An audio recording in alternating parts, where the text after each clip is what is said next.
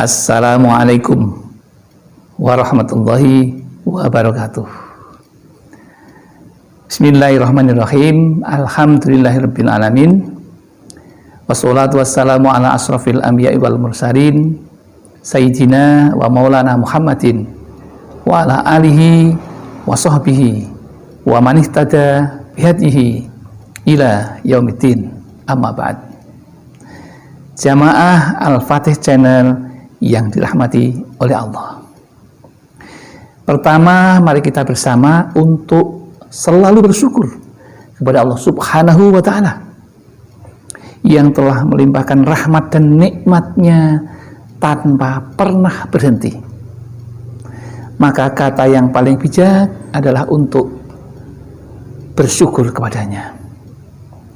Mari kita ucapkan rasa syukur dengan membaca kalimat tahmid Alhamdulillahirabbil alamin.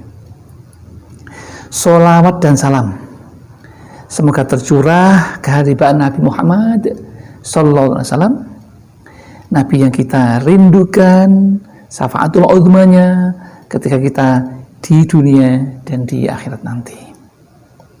Selanjutnya pada kesempatan yang baik ini akan kami sampaikan sebuah ilmu yang mudah-mudahan bermanfaat bagi kita.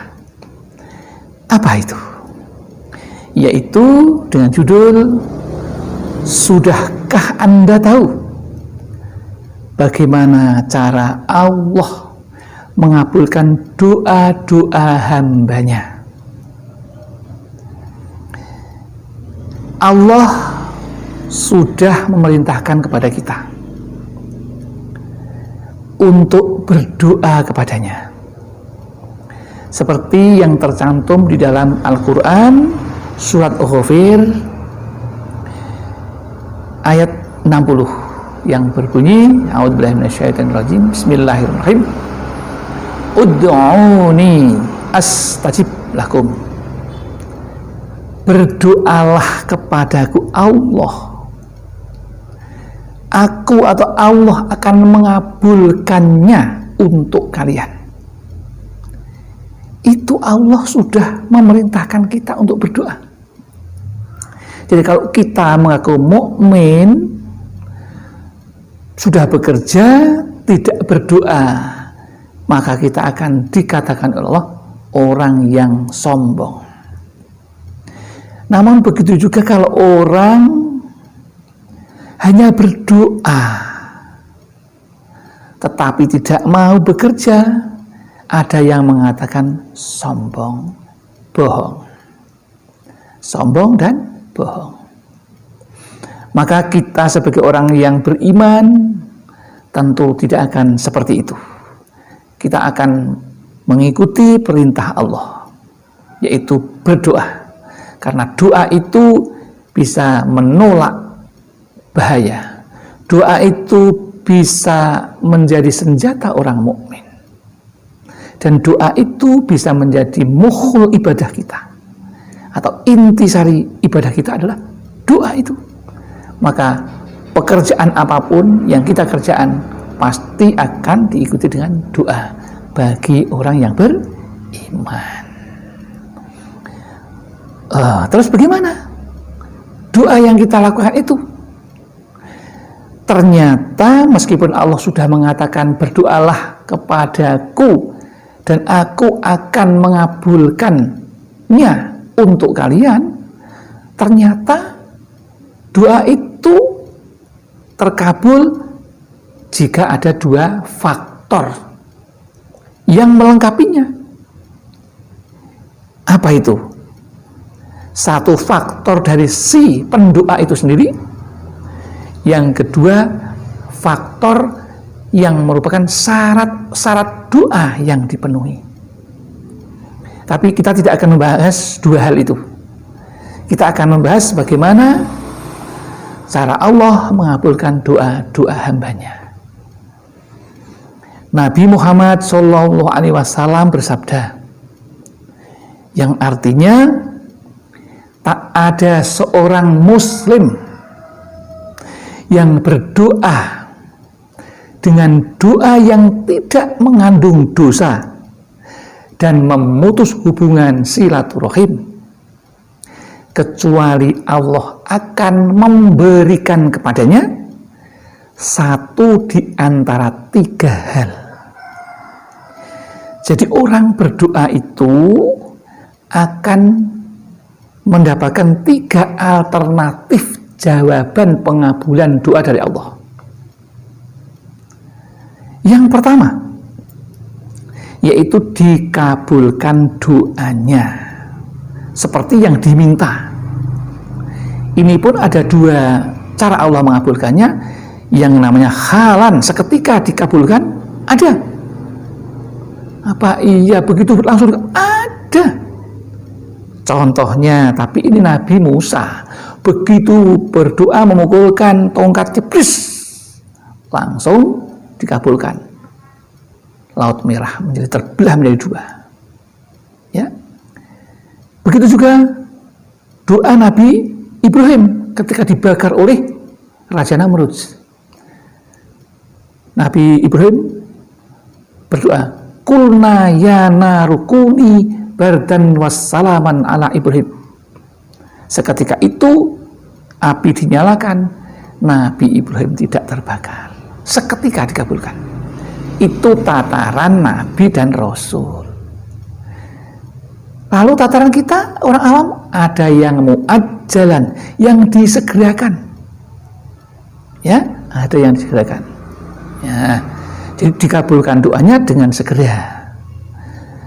Kemudian yang kedua, alternatif yang kedua, doa Allah mengabulkan doa manusia atau hamba-hambanya itu, yang kedua adalah ditangguhkan hingga hari kiamat. Jadi doa kita dikabulkan hingga hari kiamat. Yang kedua, jadi besok diberikan ketika di akhirat, maka pasti dikabulkan. Jangan mengatakan tidak dikabulkan atau belum dikabulkan, karena itu termasuk doa yang dimaksud dengan doa tergesa-gesa itu seperti itu, ingin segera tahu hasilnya, itu tidak disukai oleh Allah. Ya. Kemudian pengabulan doa yang kedua tadi sudah ya. Jadi cara Allah mengabulkan doa hambanya, cara yang ketiga adalah dijauhkan dari suatu keburukan atau musibah yang serupa. Jadi kalau saudara jamaah Al-Fatih ada yang doanya belum dikabulkan, jangan mengatakan kok belum dikabulkan. Ini pasti akan diberikan dalam bentuk yang lain, akan dijauhkan dari suatu keburukan. Misalnya seseorang meminta, berdoa, bersholawat untuk minta diberikan mobil misalnya. Allah tahu, lebih tahu, orang ini kalau saya kabulkan membeli mobil, ini di tulisan kodarnya Allah itu, takdirnya orangnya akan tabrakan, akhirnya nanti meninggal, maka Allah tidak mengabulkan. Itu misalnya seperti itu. Karena Allah Maha tahu. Jadi kalau Allah tidak mengabulkan permintaan ini, pasti di situ ada keburukan bagi manusia yang kita nggak tahu. Karena Allah Maha tahu. Karena apa yang kita senangi belum tentu baik menurut Allah. Apa yang baik menurut kita belum tentu baik bagi Allah. Namun begitu pula yang kita anggap tidak baik, misalnya doa belum dikabulkan, tidak baik. Nah, tapi itu Allah baik, karena akan diganti yang lebih baik oleh Allah di akhirat nanti. Bahkan besok itu akan dikatakan orang menjadi bingung karena ada amal yang datang menemui orang dan mengaku dia adalah amalnya ketika berdoa di dunia belum dikabulkan, maka akan dikabulkan di akhirat di sana. Nah, makanya ini saudara-saudaraku, agar lebih gamblang, saudara-saudaraku ketika berdoa menurut kita belum dikabulkan, itu tidak begitu, pasti dikabulkan oleh Allah. Tapi 3 alternatif tadi, ya kalau tidak diberikan di dunia, diberikan di akhirat, itu pasti, karena Tuhan, innaka la tukhliful mi'ad. Sesungguhnya Engkau ya Allah tidak pernah mengingkari janji. Ya, Allah tidak pernah ingkar janji. Itu pasti. Dan itu harus diyakini betul bagi kita umat Islam. Dan harus berdoa dengan iktikad seperti itu, tidak ragu sedikit pun. Ya. Demikian yang dapat kami sampaikan. Mudah-mudahan ini menjadi pengalaman dan tambahan pengetahuan kita supaya kita lebih arif dan bijaksana ketika pandangan kita, menurut kita, doa kita belum dikabulkan, tapi ternyata sudah dikabulkan oleh Allah, tetapi akan diberikan besok di akhirat atau akan dijauhkan dari bencana.